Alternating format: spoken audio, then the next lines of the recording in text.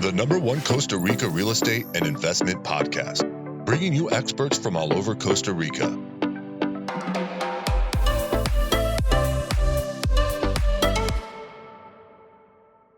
Good morning, guys, and welcome to episode 213 of Costa Rica Real Estate and Investments with me, your host, Richard Bexon. Today, we're going to be talking with Dan Williams, real estate agent coach for Straight Line Real Estate, and also agent for Coldwell Banker in Tamarindo. He's been in Costa Rica for 10 years. So today, we're going to be discussing with him the state of the real estate industry, investing, and also talking a little bit about Costa Rica versus Mexico, as he's been living in Mexico for about a year, kind of bouncing between Costa Rica and also Cabo San Lucas in Mexico. So it'd be great to get his opinion on that one.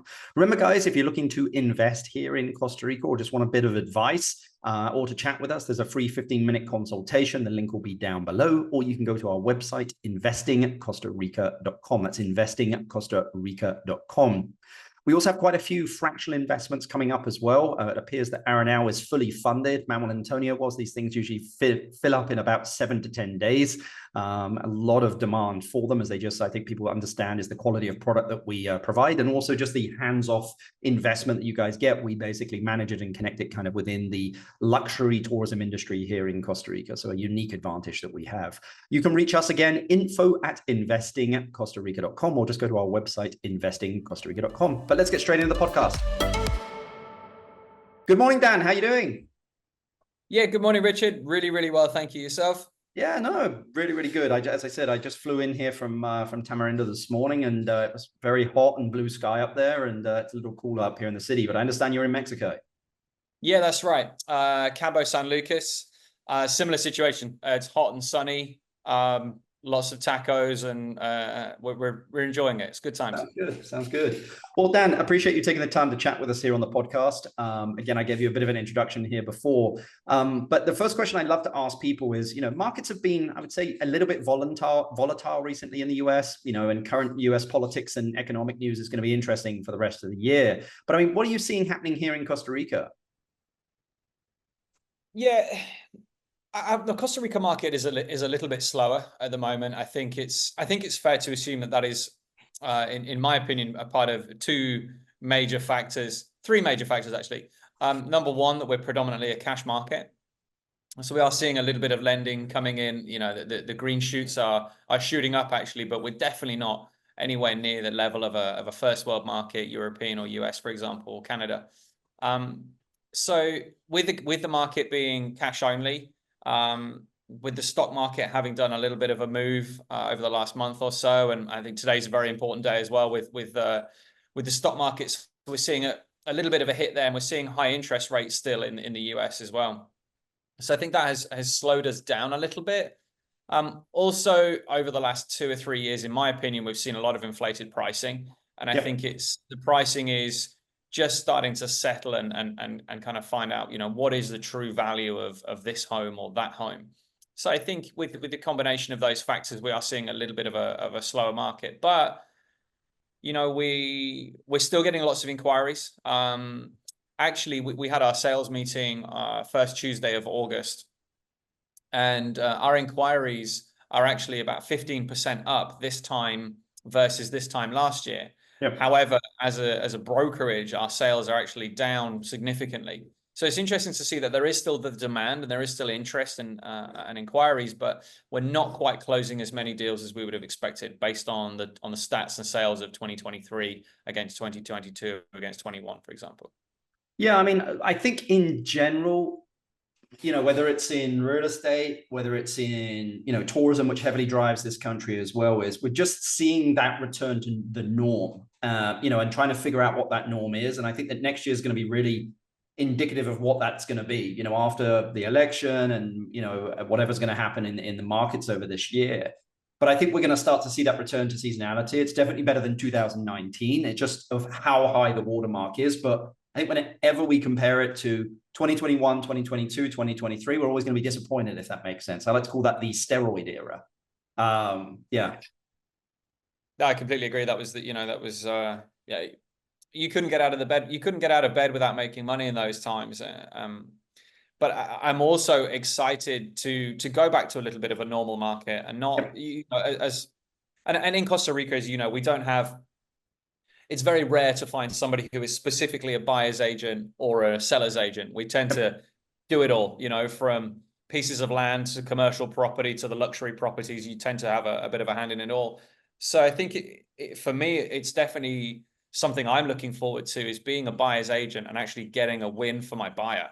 Yep. I feel in the last 3 years, getting a good deal is actually getting something under contract before the guy behind you does. That was the deal. I do feel now, certainly with some of the properties that we've put under contract in the last few months, we are seeing deals. We are negotiating and we are winning bits for our buyer, and winning a bit on the price, and winning, I don't know, seller to install an AC unit here or put an electric motor on the gate or whatever it is. So it's nice to see a little bit of some wins for the buyers. Yeah, I agree. I think there's going to be a lot of opportunity over the next couple of years. So, I'm already starting to see it all over the country. We're starting to make, I would say, bigger bets, in the development world, kind of over here in certain areas of Costa Rica. But I mean, do you believe the real estate, I say bubble in Costa Rica, so I'm not too sure whether there even is a bubble, will burst? Or, I mean, what's your viewpoint on that? I don't think there's been a bubble. I am on the complete opposite end of the spectrum, actually. And I'll give you an example. We closed an Amampuri condo in Langosta. Yep. So for anybody who doesn't know them, built around 2004, 2005, incredibly high quality construction, lots of use of really good quality materials. All the walls have got Venetian plaster. There's hardwood teak all over the place. Granite, really good quality tiles, and just a really, really well-built property. We listed that, I think, at 530, and I believe we closed at around 510,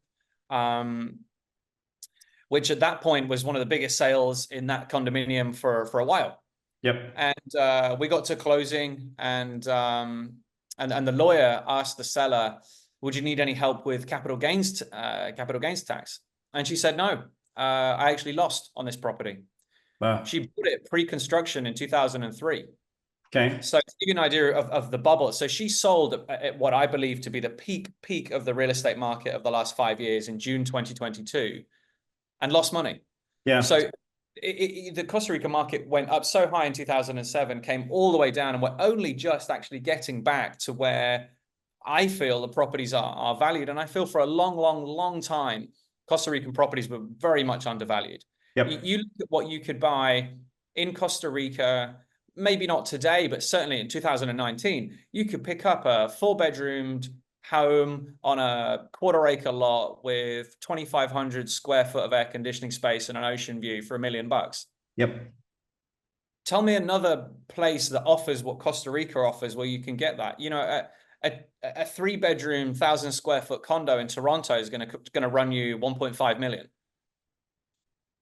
So the value was there. Now that property, that 4-bedroom property at 1 million is probably closer to 2, late 1.5s, 1.6, 1.7s or something like that. So I still, while the property prices have increased dramatically, I still think they represent value for money.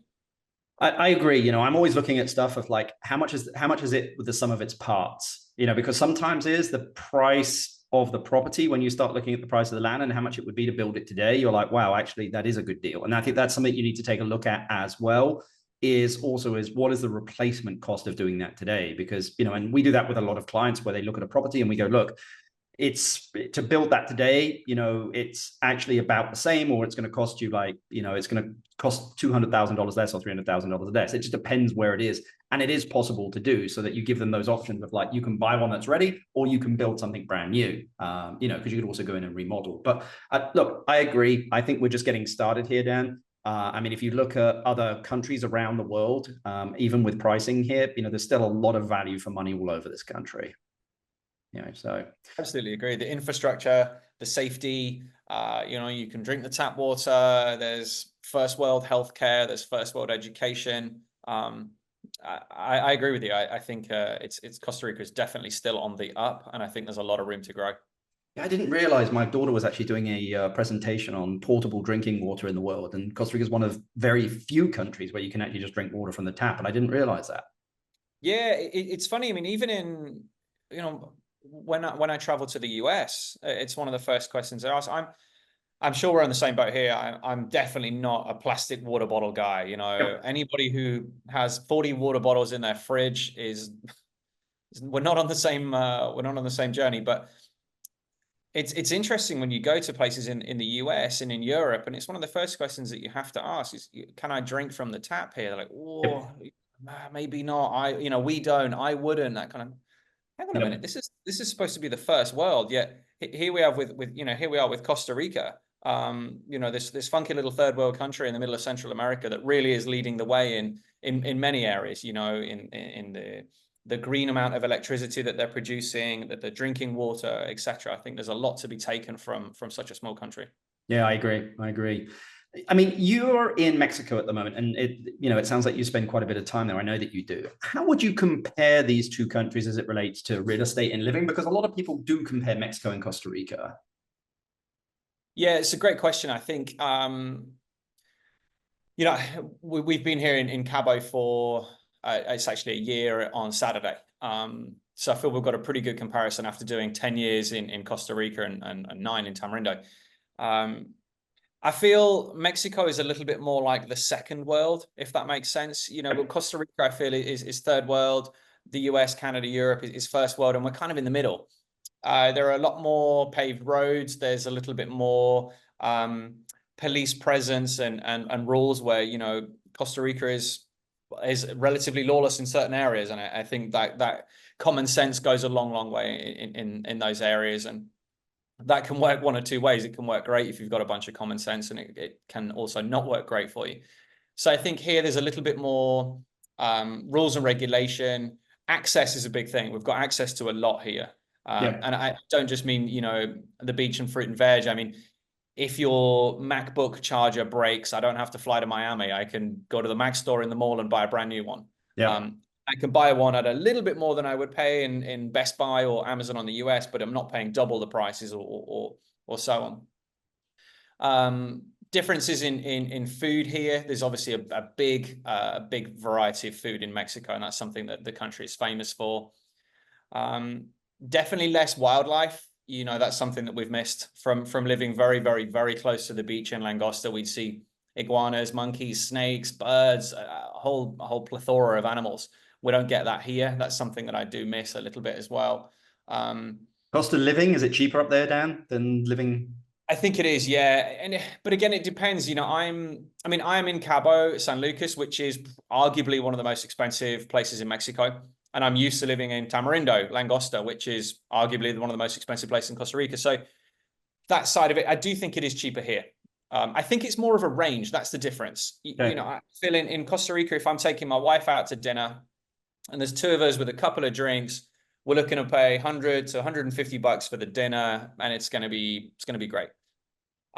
Here in Mexico, we've got the option of, we could go and get street tacos for $10. And it'll blow your mind. Incredible food. Or there's the $150 dinners. And I took my wife for her 40th birthday last year to a Waldorf Astoria restaurant, which was a full tasting menu and experience. And that is by far and away the most expensive dinner I've ever had. But I actually thought it was really good value still. So there's a lot more range here. Whereas I feel in Costa Rica, you don't quite have that range. And that might be because of a limitation of suppliers. I know a lot of the restaurants only have 3 or 4 suppliers to choose from. Here, it's a much bigger country, so there's much bigger, the economy of scale is much bigger as well, and the manufacturing, etc. So I think there is a little bit more to offer, just the fact that it's so much bigger than Costa Rica. And I mean, culturally, how would Costa Ricans are very known for being very warm and, open and friendly. How does that compare to Mexico? I'd say very much the same. The people here, touch wood, so far, we've not met anybody or been in a situation where we've felt uncomfortable. Everybody's extra helpful. We do speak Spanish, which helps a little bit. But I think the same in Costa Rica. If you can get on a level with the Ticos, I've had very, very few instances where if you're being respectful and generally a good person and you speak a little bit of their language, that you'll have any issues with the Mexicans or the Costa Ricans. But yeah, very, very similar. Good, warm people, hardworking. People will help. That's for sure. Well, it sounds like two very similar countries. Just again, I think if somebody, I think probably Mexico's a half step between the US and Costa Rica, or North America and Europe and the US. Like it's a little bit more comfortable, it sounds like. Yeah, that's what we're feeling. And again, I think it's just down to the size. Yeah. You know, the number of people. Mexico City alone, last time I looked, the population's around 20 million people. Yeah. You know, that's 4 times more than Costa Rica's whole country has. Yep. Just in the city. And Mexico's a massive country. So I think it's very difficult it would be unfair to, you know, to judge Costa Rica against Mexico on that side of things. But I think it does show Costa Rica in a great light that they are, you know, really a strong little guy that's making a lot of waves in comparison to some bigger countries for sure. Yeah. Yeah. You've basically started real estate coaching recently, right? Yeah. Yep. Why did you decide to do that, Dan? If you don't mind me asking, I'm always interested in when people, you know, kind of, I love it that they open like another facet of like their toolbox, as I like to say. But like, I mean, what are you doing, and why did you do it? A good question again. Why? Let's start with what. So what are we doing? It's real estate based sales coaching. So online sales coaching for real estate agents. When we moved here, I dipped a toe into the Mexican real estate market. Yep. I was working with a local brokerage here, very, very big brand. And you know, I don't want to toot my own horn, but I had some great success in Costa Rica. I did really well. And I was expecting to be able to continue that success here in the Mexican market. And one of the big issues that I came across was a huge lack of training within the organization that I joined. You know, during my interview, I wanted to get into a position where I was replicating what I had in Costa Rica, which was an incredible mentor who really held my hand for the first 6 to 12 months, threw me a few bones here and there so that I could get off the ground, threw me a bunch of dead leads so I could practice my emailing and my cold calling skills and cut my teeth a little bit. And in the interview, you know, this is what I want. And, you know, okay, Dan, we can do all that for you. This is exactly how we work. Great. You know, and then I start working and basically, you know, here's a box of business cards. Here's your email address. Good luck. Crack on. Yeah. Yeah. Wow. Okay. You know, I know how to qualify people. I know how to close people. I know how to do the real estate job. What I don't know are the maximum height laws that you can build within 50 meters of the beach in Mexico. I know that in Costa Rica because I worked in that industry and because my mentor helped me with that.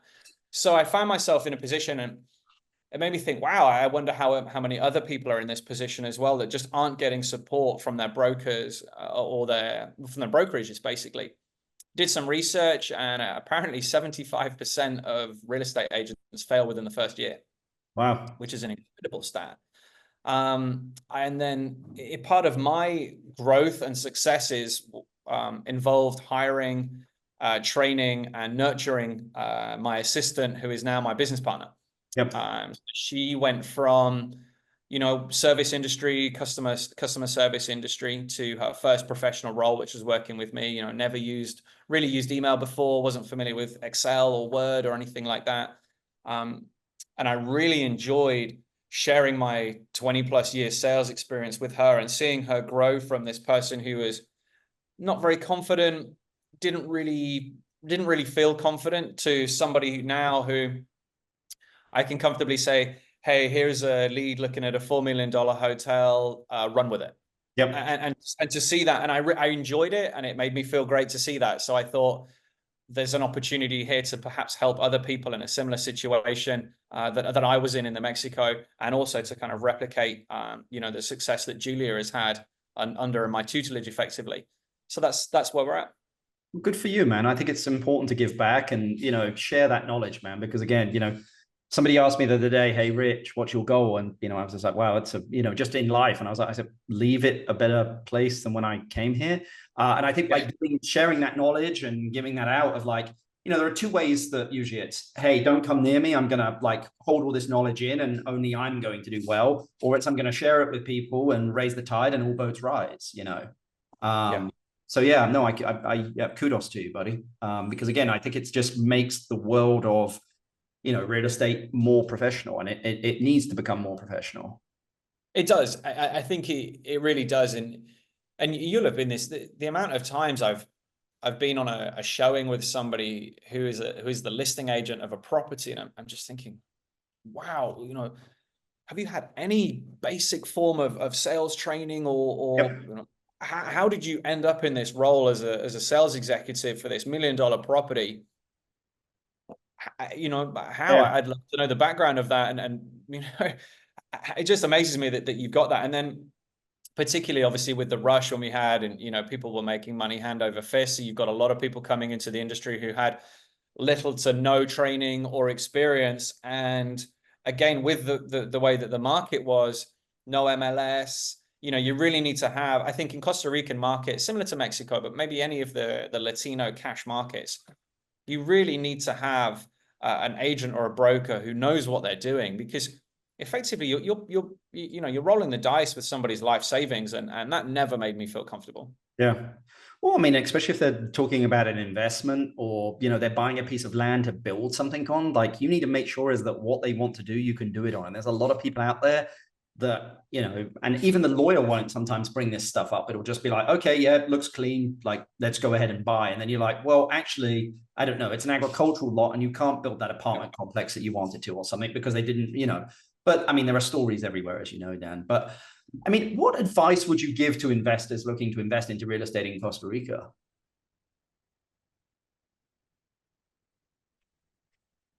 Number one is, now is the time, because we're expecting a boom in November. Once the elections are done, once the stock market is settled, once the interest rates have dropped, I can't see anything other than an influx in people coming in and buying. So number one, get on it today.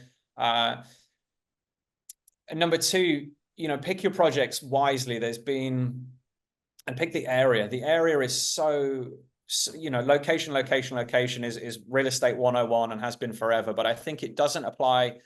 It applies more in Costa Rica than anywhere else, honestly, because you look at Tamarindo as an example, and the price of land in Tamarindo, let's say right now, you're looking at $450 a square meter for a residential lot in Tamarindo.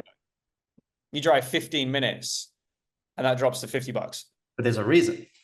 Exactly. And why does it drop? So exactly. So, people who are doing these new developments that are 10, 15 minutes away from the beach and the amenities, I don't see those as great investments, honestly. I think, and just where you've got to be, because the right 15 minutes, it makes a big difference. You could go from Tamarindo, and you could go through Villarreal and end up at Black Stallion. Yep. You could go to Avianes, or you could be in that area at the moment, which is between Los Hobos and Avianes, which I think is the area for immense growth over the next 5 years. Yep. So I think, pick your location well, do your research, and get in with a great agent or broker who has got experience and proven results in what you're trying to develop or invest in. Yeah, I agree. I mean, look, I always say a product's only as good as the team that you've got on it. So, depending on what it is that you do, just make sure you have a great team here in Costa Rica. And if the individual never says, I don't know the answer to that, that's probably not a good sign, because we don't know the answer to everything, so it's kind of, when we grew up, it was like, make sure you have answers for everything. Whereas like, it's really no power in saying, I don't know the answer to that, or I'm not 100% sure, but I'll get it for you. Yeah. And getting the right answer from the right people, which is your mentor, your legal team, etc. Correct. I agree. I mean, you mentioned Los Hobos there, Avianes. I mean, what do you think of the areas of Costa Rica that are going to see the most growth over the next 5 to 10 years? Yeah, I think up by north of Potrero, between Potrero and Coco, I think is a little bit of a given. That Papagayo area has grown immensely over the last 5 years with the influx of the hotels, and I think there's a lot of areas earmarked for development over there. Tamarindo area again, and I really think that what we perceive of Tamarindo now in 5 to 10 years will be Old Town, with all the funky little roads and stores, etc., by the beach. And I really think that Tamarindo is going to grow into Los Hobos area. The Los Hobos area, I've been saying for a while, is where I would put my money. And I think as a secondary area, the Avianes to Negra, to sort of Villarreal part, once that road is paved and there's a little bit more, there are a little bit more amenities put in there, a larger grocery store, maybe a gas station, something like that, I think we'll see big change. Yeah, I agree. It seems to be a continuing thing on this podcast, the Avianos area down to Negra. So, I mean, Really? it's where can it grow? That's the thing that has Yeah. infrastructure, and really south of, the Pinilla is really where it can go. And, it's probably it's already seeing it. We're starting to see it kind of come up from the south a little bit, not as strong as we are seeing it going down from the north. So yeah, it's going to be interesting. I think the fact that they've got tons of water is Correct. huge as well. The Junquillal Paraíso aquifer is going to be a game changer for that area, and I think that in combination with asphalt roads we'll see incredible growth. Yeah, it's funny because some people get upset when there's asphalt roads in Costa Rica just because they say it keeps the tourists out. But the pioneers always say that, man. The guys that were there first. They can move to Marbella. It's fine. There you go. What businesses or service, again, a lot of people, as you mentioned there, probably post-election or even pre, are going to be looking to maybe potentially have a get out of jail card, plan B, here in Costa Rica. I mean, and maybe start a business down here. And which is, to be honest, which is great, because I do think a lot of areas need businesses and services. What do you think, though? What do you think businesses and services are missing currently? What are we missing currently? Yeah.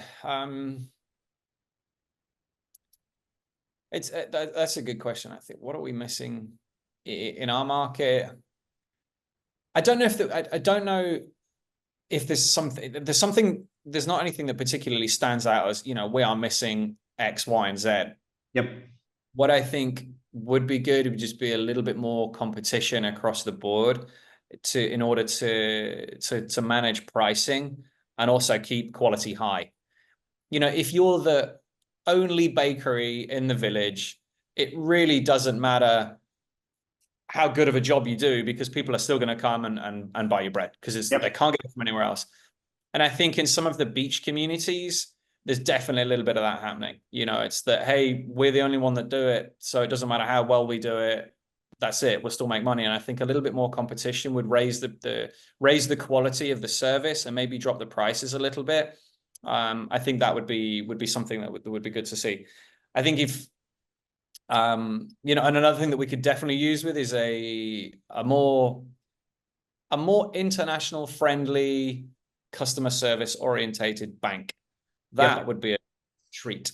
Yeah. Well, I mean, I think, I don't have really, just banks here are a nightmare. Anyone that's dealt with them, I'm sure that you have, Dan, it's a nightmare. I deal with them every day, unfortunately. And I mean, it's sometimes I feel like we take one step forward and then two steps back on certain stuff. And I understand why they have to do it. It's just not customer friendly. Yeah. But it's just not smooth. None of the processes are smooth. I understand why the banks have the restrictions that they have in place. I absolutely am on board with that, but you just got to make it a little bit easier. You just got to make it a little bit more. I mean, Dan, you have to find a way. I'll give you an example. We had a client send money in the other week. He's Dutch. He had all of his statements in Dutch. They were like, okay, the national bank here was like, I need them translated in apostille. And I was like, guys, just wait. I just put it through a translator into English and sent it to them. And they were like, okay, that's fine. Like, they didn't even say, they didn't even know, but it's just that stuff. Whereas they're like, hey, you just need to get just give them to us in English, please, or give us to them in Spanish, and they accept them. But if it's in a language they don't understand, then it's like, I need them translated in apostille, and I'm like, no one's going to do that. Yeah, I mean, it's going to cost hundreds and hundreds of dollars to do this. Time? And then you want the originals posted by DHL. I don't.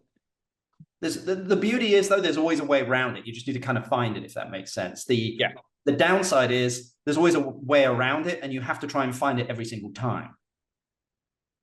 One thing I will say is that it does keeps you on your toes, and it keeps your creativity nodes ticking along, because as you mentioned, you've really got to kind of look at it from a problem-solving puzzle perspective, rather than I'm just going to go to the bank today.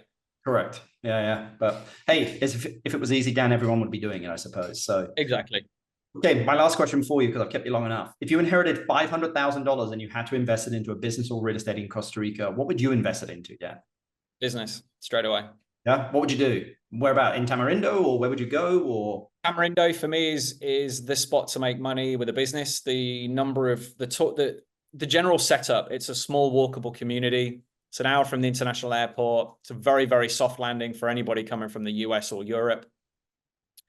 And you know, the scope to make money there is incredible within a business. You know, so, and like I said, you don't even need to rethink the wheel. Just do something that somebody else is doing, do it a little bit better with a little bit better customer service, and just sharpen your pencil across the board, and you'll be successful without a doubt. And I think, you know, with 500 grand, what would I buy? I would buy a restaurant. I would buy the restaurant that we sold in April for $525,000. It's been netting 270 to 330 per year for about the last 3 or 4 years. Wow. Sounds like a great business. Fantastic. Turnkey, comes with all the staff. Literally, the new owners kept the same bank account. They kept the same card machine. It was as seamless a transition as you'll ever see. Yeah. Get your money back in 18 months. And then from there on, sky's the limit. Wow. Well, Dan, it's been an absolute pleasure having you here on the podcast. I'll put all of your contact details in the description down below for anyone that wants to reach out to you, but appreciate you taking the time to join us, sir. No, absolutely delighted, Richard. Thank you ever so much. And I'm sure I'll see you in the near future. Sounds good. Great chatting with Dan there, one of my favorite Brits and people in Costa Rica. And he just has a very unique viewpoint, especially of the Tamarindo area there, as I think you guys can see, as well as just comparing Mexico, you know, which you'd think would be a little bit more developed with regards to real estate. But it sounds like Costa Rican real estate, you know, the professionals within it are a little bit better trained. But yeah, just again, great just getting his viewpoint there of like, I think Los Hobos that he talked about there just at the back of Tamarindo is a great investment and probably will do. It's all kind of moving out there because it can't really move anywhere else. But yeah, if you've enjoyed the podcast, guys, please give us 5 stars, thumbs up, write us a review if you are able to as well. We'd love to do that. If you'd like to get in contact with us or you'd like for us to cover any particular subject, feel free to reach us, info@investingcostarica.com. That's info@investingcostarica.com. Until the next podcast, we'll see you soon. And thanks very much for listening. Bye. The #1 Costa Rica real estate and investment podcast, bringing you experts from all over Costa Rica.